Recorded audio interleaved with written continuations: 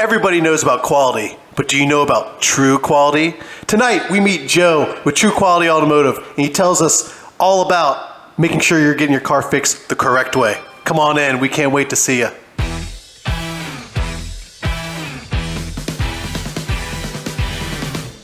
Welcome to the Dayton Approved Podcast with Frank O'Neill.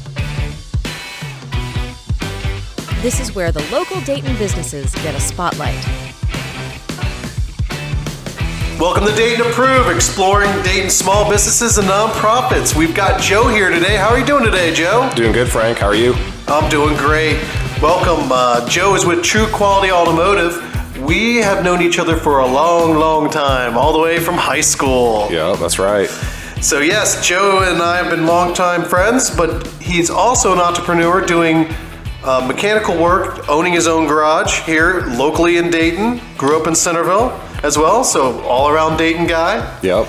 And why don't you tell us a little bit about what makes your, what's your mission statement for, I guess you could say, your shop? Like, what is it that your shop really strides to do? Sure. So we would like every time for the vehicle to basically leave better than it came. So just putting out the best work that we could possibly do. Absolutely. Plain and simple. I love that. You know, coming in better than we found it. Yep. So yeah, you said that there's a, one of the things that goes on with people when they are looking at getting their work done on their cars, it's kind of like a shopping list. Some things have higher priority than others. Why don't you tell us more about what you mean by this shopping list mentality that customers have?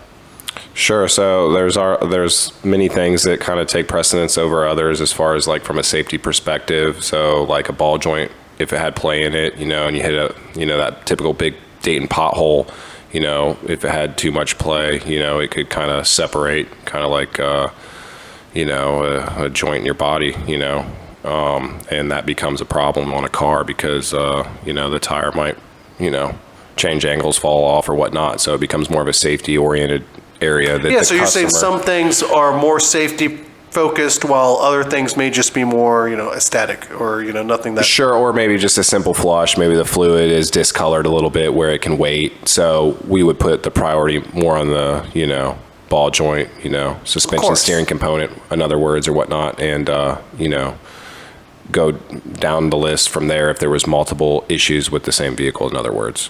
Basically, you decided to become a mechanic. How did that happen? Like, what is your story? What got you involved wanting to do cars? How did it all start?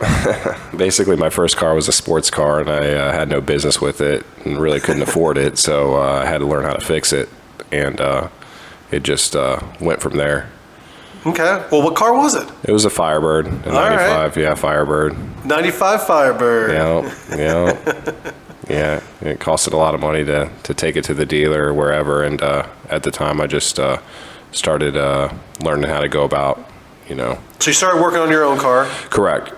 And then it just flourished from there, and then started working on other people's cars, and then I kind of gained a lot of gratification from, the repair. Yeah. And So you went for schooling, where'd you go then? Was it Sinclair? Yeah, went to Sinclair. Okay. Yep. And then what? They had a really good automotive, basically a really great automotive program, one of the best in the country. And from there, I'd worked at a dealership, for about 4 years at the time, and then moved into some mom and pop shops after that. But I just kept working and working, never really stopped. So it was basically the occupation that I stuck with right outside of high school. And now I know that when you worked with those dealerships, I know you were saying in the pre-show that, that's where you kind of learned that you never really had a good boss. So you wanted to, start your own thing, is what you said. That was always the dream, but I knew that I'd had to climb the ladder, essentially. And, we all have to start somewhere. So I had to basically put my time in and gain the knowledge. And, there's a little bit of confidence too involved because it's not always an easy fix. You gotta go in there with a good head. You gotta think the best. Some of these bolts get seized up, and we gotta heat them up and turn them into liquid. And there's a gas tank next to you. And not that we make bombs out of what we're working on, but you kind of have to know. Be careful. You got to know what you're doing. Can't. You could be stamping on a landmine though. Yeah, you just can't just put anybody on it. So there's definitely experience involved and knowing what tool to reach for and when. Yeah, and then from there you basically started your first shop. It was basically at your place, at your own house. So I guess you started there. So Yeah. how long were you there for? And what type were you able to do everything there, or did you have to? Yeah, I mean, we did a lot of stuff there. I mean, transmissions, engines, it didn't matter. There was no job too big or small, really, that I couldn't handle. I just outgrew it. But yeah, just took a detached garage and turned it into like a one-bay shop and worked there from 2011 probably up to almost 2020. Wow. Yeah. And that brings you to where you are now. 9 years, essentially. Yeah, that's a long time. It's almost a decade. Yeah, so definitely just kept building the clientele and kept doing what I do each and every day, and then found a good location that I kind of, paid attention to for years before it became, up for sale, essentially. So this is a corner lot here, and where's that at exactly, so everyone knows? Yeah, on the corner of Smithville and Wayne. Okay. Yep. And basically, I remember you were saying, I guess an older guy owned it, but wasn't really working in it all the way to the end. Yeah, he spent quite a bit of years there. It was like an old golf station back in the probably late 40s, early 50s. And then I think he purchased it in the early 70s and worked there all the way up to 2018. Yeah.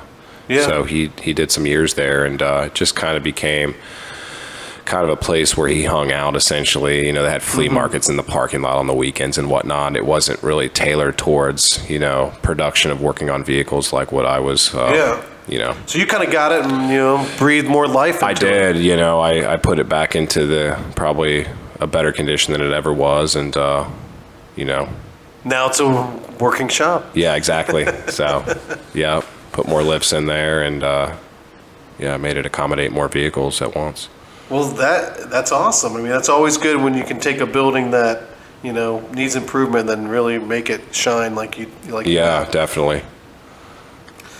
So one of the things that we ask is, how do you contribute to the local economy? And you said, you work on a lot of fleet vehicles. Why don't you tell us some of the different fleets you work on and, how you keep those guys moving so everyone else is able to, get their, Sure. stuff fixed, Yeah, I guess you say, or whatnot. We're always looking for new customers. It doesn't matter if it's an individual or a business that has a fleet. But some of the local HVAC companies like Logan's HVAC Heating and Air and Albert Services, Mahaffey's Pies. I mean, basically keeping their tires turning allows their services to get done for you as well. And it's kind of like a circle. Everything's just got to work, Yeah, it's a very important part of the piece of the puzzle. For you to be making sure that those trucks are working so that they can, those techs can get to their jobs. Yeah, exactly. Keeping those tires turning, Yeah. makes other things possible. Absolutely. That's a very, very important thing to have happen. As far as, what are some things that set you apart, from other companies? True Quality Automotive, obviously the name pretty much explains itself.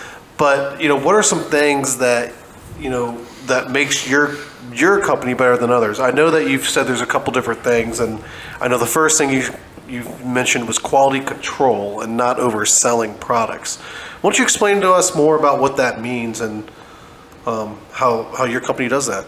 Sure, kind of like what we were kind of talking about earlier a little bit with the shopping list. Like, we comprise things that make more sense than other things, essentially, in the realms of, is it like necessarily needing to be done today or can it wait? And there's things on vehicles that can wait a little longer than others, if, like we were talking about earlier, if a vehicle comes in with multiple issues. So we kind of compile a list of what's most important to least important, but how it's how we set ourselves apart from the competition is quite simple. We're not going to sell you on things that you don't need. We're not like quota based. We don't work off numbers where we're just trying to sell things to the customer that they don't need. So we're gonna hit hard on the things that are most important, and we're going to tell you on now. Why things don't that you you can wait on. explain to us what a quota based company is? Because I don't know if people know what that is. Yeah, they don't, so it's basically going to fall into like these places that are multiple locations, chain stores, and they just hire anybody with a pulse, and they're looking for a number at the end of the week, month, year, whatnot. So they might have to be told that they have to sell a certain amount of air filters, cabin filters, or a certain amount of flushes. You, the customer, might not necessarily need it, but their numbers need it. So they're going to hit you with, okay, this is the repair you need, this is how much it costs, and it's going to go into their little kitty, and they just sold another person to help their numbers, essentially. Yeah. It's not what you need per se. So they're more interested in hitting their numbers and hitting what the store or the company's goals are than actually selling you a product that you may need. Yeah, need. I've thought about it because, I've interviewed people for jobs that kind of work for places like these, and they kind of tell me how the inner workings work a little bit, and it's kind of disturbing, and we don't do things like that. But at the end of the day, I kind of really think that it's kind of based upon who the people are in which they're hiring. I don't think they're going after the people with experience. So they're kind of stuck with just somebody that they can only pay a certain amount to. And then they're just, once again, looking for those numbers. How much profit can they make versus is it doing the right thing for the customer, and actually is it the right fix? Or are they just shotgunning parts, taking guesses with your pocketbook, and paying somebody that doesn't have a clue on how it works? And there's no excuse for that with the way technology is today, which we're going to get into that here soon. But before we get into about technology in your or in your industry, one of the other things that you did say was, it's nice because you have less hands touching the cars. You have the ability to really have kind of a start to finish approach, and you are always checking and making sure that it's getting done correctly no matter what on every vehicle. You're not letting vehicles leave without I guess you could say, extra check. Yeah, there's definitely not a lot of hands in the cookie jar. Yeah, essentially, exactly. So, we make a good relationship with the customer and their vehicle, and we make sure that it's fixed promptly, and we're not throwing the wrong parts at it. We're going about the job, diagnosing it effectively. So that leads us to, basically you being a car doctor, and with all the technology advances that's happened in the car industry, why don't you tell people about how that's really transformed the industry? Yeah, definitely. It's, in my opinion, kind of like a glorified cell phone with wheels. I mean, there's a lot of computers on board. I mean, sometimes these scan tools take a while to scan all the computers, essentially. It's not just about that engine light that kind of looks at you on the dash. There's other codes that can be present that don't really flag lights per se on the instrument panel. But these cars, they every year becomes a new product year for the vehicle industry, and so does the software. So we keep our scanners up to date with the latest software, and obviously there's other software in which we have to employ too, as far as the procedural steps, what they call for time wise, and just staying up to date. Chrysler, I believe it's like a 2018, 2019. I don't care what scan tool you own. If you try to scan it, it doesn't scan because you have to pay them for the rights to even get into scanning the car. Really? That most people wouldn't even know. So there is definitely some expense involved from the business perspective that comes into scanning. Yeah, and I think that the public needs to know a little bit about that, because tell us about the scan. I was going to ask you what's involved with the check engine scan, because I feel like there's this perception from the general public, like you're saying, they kind of feel like it might be a little little scammy. Not saying it is. I know I don't like. It's like a rhyming word on the scan, huh? Right. Exactly. Scam, and I really want to clarify that, because it really is an important piece to the puzzle. I personally had an experience on a truck where I had to go get a scan done from GM, because they're the only ones that could figure it out, because it said this is what's wrong, but like the code, I think you remember, it was like the code had like 10 different things that could be wrong. You're like, Frank, this is if we do all 10, it's going to be a problem. Oh yeah, it gets into so spend the extra $250 to get what exactly it is, or whatever. So it is. I mean, anybody can just put a tool on the DLC diagnostic link connector. It's under the steering column, whatnot, and read code what the codes are, unless it's like I told you, one of those ones where you got to pay extra or whatnot, but to the manufacturer for the software and whatnot. But where I'm going with this is it's kind of like a hunt. Like you look at the dirt and it's kind of a guide to take you a direction to take. It's not necessarily a parts list or a shopping list where, the scan tool said this, so we must replace this. We still have to check the integrity of the circuit, the wiring. Is the computer seeing the necessary inputs, and is it giving the outputs? I mean, there's still, we have to be a lot of different kinds of trades in a sense, electricians, HVAC guys, stereo mechanics. Systems. So the car encapsulates a lot of different systems in itself. So I know some systems with the stereo systems, I don't know if they're doing this still, but they used to put the damn security system through the stereo system, and that just throw everything into haywire. Yeah.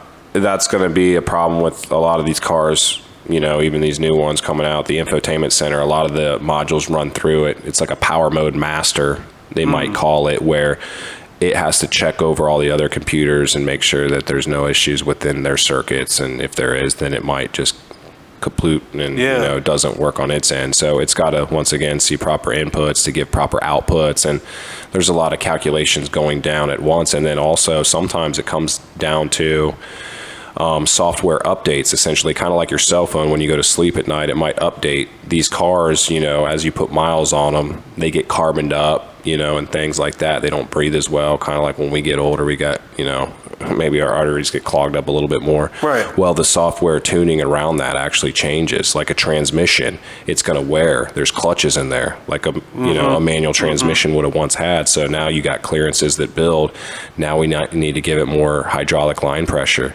So you need the computer to tell it that. Yeah, it wears a little bit out. Not saying it's totally bad, but it wears enough that it might need a different kind of software to... just a little update. Yeah. That's interesting. So once again, that's a whole nother animal into other things that we have to do with laptops and special devices and things like that. But sometimes some of these shops might replace a part when all it needed was an update. You didn't even have to put a wrench to it or get dirty. Yeah. So, Well, that's interesting. Some of the challenges you said that the industry is facing right now, skilled labor is one of the big ones, just trying to find skilled labor. Why don't you talk about that and like schooling and how long it takes? You can't just hire someone off the street. They got to have some education here. Yeah, exactly. So, and then, there's different kinds of skilled labor, I feel, in the trade. You got these guys that hung out at the dealership for a long time and they're really only comfortable with one product line, and then you introduce them to a lot of the different makes and models that go down the road and they're kind of lost. They don't have the arsenal of tools or the abilities to fix them because they just didn't really put the time to working on them, So, I got about 21 years in the trade, and, the experience is, there's a lot that goes into it. So, as you were saying, you can't just hire in anybody that just started, If you want to, fix things that take time, and, we could hire those guys in to do flushes and things like the other guys do and make it all quota based, but we're an actual repair facility that fixes the car and doesn't just charge you for things you don't need. Now, the other thing you said is customer patience. Now, I think you've said this was more noticeable after now, COVID, but the patience of customers because of getting parts or getting things fixed, you've noticed is really kind of taking a toll on the industry as well. Yeah, and I don't want to go against the notion that the customer's, always right or wrong or whatever you want to say. It's not about that. It just becomes like these vehicles become more complicated each and every year, and sometimes it takes longer to fix them. There's just more systems in which I got to dive into to make sure that they're functioning properly, and there's a lot of procedural steps in which we have to take for certain codes that set sometimes, and or issues, squeaks, rattles, clonks, or intermittent issues, maybe battery draws. They call it parasitic drains. Maybe your battery loses a charge every once in a while when you park it, but not at other times. So it kind of makes this hard for the mechanic to diagnose it in a quick amount of time. Like Jeff Bezos can get a package delivered to your front door. So maybe other things in life that come quicker. make people think that Everything should the quicker. repair. Yeah, Right. essentially. So, and not only that, the parts, I have to rely on another place to deliver a part Right. in a timely manner. And if it's not in stock, we got to wait another day sometimes. I'm sorry. Yeah, it's not your fault. So, It's the yeah. part guy. And that brings me to the next part, which, you said the way parts are today, getting from overseas, they're coming in broken, or they may not even be at the right specs to fit into the fittings. Like, it's just kind of crazy how things are just so slightly ever off. Yeah, it's unfortunate. I feel like maybe there was a point there back when we were dealing with the virus, COVID, back in 2020, maybe these companies ramped in production because they were down on help or whatnot. I don't know, but like last week, for example, Frank, I had to order 3 AC compressors for a Chevy HHR before I got one good one. Wow. And they 3. came from 3 different vendors. The first 2 were locked up. Luckily, I was smart enough to just grab it with my hands and turn it. Yeah. Most people might just be like, okay, we got a new part, let's hang it. Yeah, let's put it And then they start it up, charge it with Freon, and next thing you know, they wasted hours hanging a bad part. So, once again, experience, it does help sometimes. Which, And, that's because an I can example get- of both. You saving the customer time, but at the same time, it also shows, wow, it took 3 different parts. If you wait, Yeah, it could be 3 different days. exactly. And So you saved them time, but then you also it took more time. Correct. Okay, We had to wait an extra day for the now third one to come in, essentially. So it's not like that all the time, but it kind of makes the job a little bit more difficult because when you think that you had it figured out and you replace the part with a new part and yet the new part was bad, and then you want to maybe go down another rabbit hole as far as another fix, you kind of have to know how things work from a more so, in my opinion, deeper perspective, because you could go down a whole nother time waster when you just return back to that same spot, where you had it right all along. So you really have to be careful in the industry, and also with where you get these parts. Now, like I stated earlier, we went through a couple different vendors, but you just never know. I think they just ramped up production on some of this stuff and their quality control was down, where I'm trying to be up on that department. Right. Because that saves money for the customer and that saves time. Yeah, I mean, the last thing you want to do is send the car out broken. Like you said, you want it better than it came in. So it does you no good when you get a rollback. No good at all. Yeah, exactly. I'm not saying we don't fix things under warranty. We do offer a year warranty on our labor, and then whatever the parts manufacturer offers on their parts could be 3-year, could be lifetime, could be 1 year, depending upon, batteries, for example, they carry different warranty timelines. But we have to make sure that, we're doing the job properly, torquing all the fasteners to spec. I kind of look at a car like it's an airplane. I mean, you're behind the wheel. It's, it can hurt you if it goes off the road. Yeah, So absolutely. there's definitely a lot of safety involved. So I take my job quite seriously, and I pretty much look over everything that goes in and out the door. Yeah. Yeah, I mean, that's what you got to do to make sure it all works. Yep. So basically, as far as parts go, you always make your first call to a local parts company. Why don't you tell us more about who that is and how that works? Yeah, it's a company called Federated Auto Parts, or they go by KOI, Kentucky, Ohio, Indiana. It's the largest privately owned parts house in the country, and they do a great job. They employ a lot of good drivers, and they get the part to me pretty quick, usually less than 10 minutes. Wow. Yeah, and once again, that saves time. That gets the And they're local. I love that. yeah, right down the street. So that gets things flowing pretty good for us, whereas some of these other chain stores, they only hire a few drivers. They don't hire 10 plus like this company. So they're putting out good parts, good volume, and it's my first call, Yeah. Well, that's good. Now, what about as far as warranties that go for labor? Let's just say, for example, for a transmission. Let's say you put a new transmission in, and they gave you a bad transmission, and it goes out in a year. How does that process work? Do you get reimbursed for the labor? Do you not? Does the part company, are they going to actually do that for you? Is it different for every company, I'm assuming? It can be, yeah. I'm just wondering, if they stick you with something, you know what I mean? Like, I feel like we had a conversation before where, we've had a few on this topic. where parts companies, if you do the wrong one, they may not necessarily be kind and reimburse you. Sure. So for me, I'm not like, or a customer gets a part from Amazon and then the part doesn't work and then they're mad and it's like, I still did the labor. Yeah, there's a lot of bad imposters on Amazon. It's a lot of counterfeit parts and things like that. Yeah, they're no good, Right. Head gaskets and things, they might look like anything that you could buy from the local parts house here, but they just don't hold up, that's a whole other world of trash. But I mean, it's a slippery slope. They still take care of the installer, they pay us half our labor at the same book time in which we quoted the job to the customer. Usually on a transmission, it's 3 years unlimited mileage, so you could drive to the moon and back if you could in that amount of time. It doesn't matter.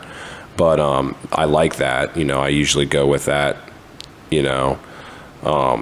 angle, I guess I could say, as far as the fix is concerned, because it gives the customer a lot of protection and it gives me, the installer, protection as well. Now, when it comes down to the paying for it, like who pays for it, the warranty company and whatnot, they usually pay half of the labor time and then whatever the book time was. So it's still kind of a loss, but we're getting, paid back a little bit for our time and the customer's getting it fixed. So nobody's totally out, So it's just the way it has to go. Now, over time, I know, like, generally who is better to deal with than not, with just the years of experience that I've got dealing with certain vendors in the community. So we try to go to the people that offer the best product first and foremost. More importantly, you getting that part and having those relationships in case there's a problem for a warranty is much more valuable than someone saying, like, I'm going to try and save $5 and get the part myself. Oh yeah, most certainly. Yeah. So the vendor will take care of me when I call, ultimately at the end of the day, where it's not an issue for the customer to get it repaired. It's not an expense out of their pocket and anything like that. Yeah. So, but if I brought my own transmission, I was like, Joe, put this in for me. You're going to be like, Yeah, there wouldn't be a warranty, but we would do it, and I would strongly advise on not, unless it was out of a vehicle that shifted properly and things like that. But some of these transmissions, Frank, have computers inside of them. So it's going to be VIN reference to the car that it was pulled out of, and it might become a bigger issue. So you have to go with something that wasn't in a prior vehicle that's kind of fresh. So we would have to go through, a whole different process. Yeah, we would research it and things like that to make sure, we weren't going the wrong direction, in other words. So you would stop that before it got really bad? Yeah, exactly. We're not looking for the bottom line number here. We're looking for the proper fix the first time, essentially. Well, let's talk about, projects you're excited about or new things that you're excited on. I know we got this damn fly here, dude. I'm seeing it. Yeah, it's all right. He'll mosey off eventually.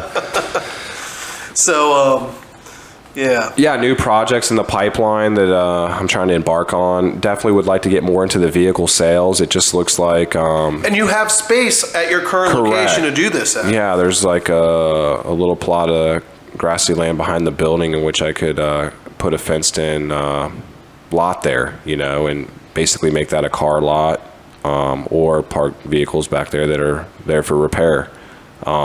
But yeah, just basically getting a little bit more into the vehicle sales. We sell a few cars up there, but I'm not involved with that so much as like a used car lot would be that just strictly sells cars. We have a good location for it, so I think it would make a lot of sense and also kind of sell a better product than the rest. It seems like, once again, these people are just looking for the bottom numbers, and I'm just looking for something that's, leaving our doors better than it came, or a car that we fix up that's going to last the customer some time without them having to shell out more money, in the not so distant future. In other words, where it costs them more money than they paid for it, maybe even. I see that all the time with people coming in with, 30-day tags or whatnot, and now it needs thousands of dollars of repair. And it kind of sickens me, because I'm like, you could have just drove it up here and I would have raised it up and inspected it for you and saved you a lot of money, because you would have bought it.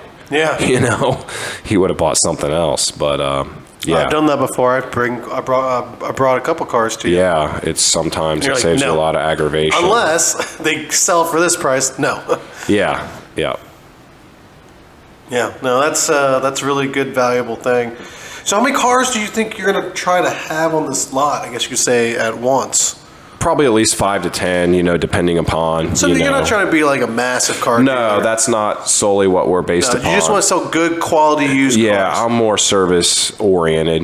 And Yeah. it seems to me sometimes we run into a customer where, you know, they've just held on to a vehicle for some time and it's to the point of being mechanically totaled out and they just are kind of, we don't want to put any more money into it. And it would be nice for me to kind of guide them into something else that kind of, you know, fit something that they'd liked and they didn't have to put much money into that and it was more of a win-win, you know? Right. No, that sounds good. That sounds good. Well, that sounds like some new exciting things that are going to be happening. Definitely. So, you know, I mean, Yep. getting into that, growing and expanding your business in that aspect.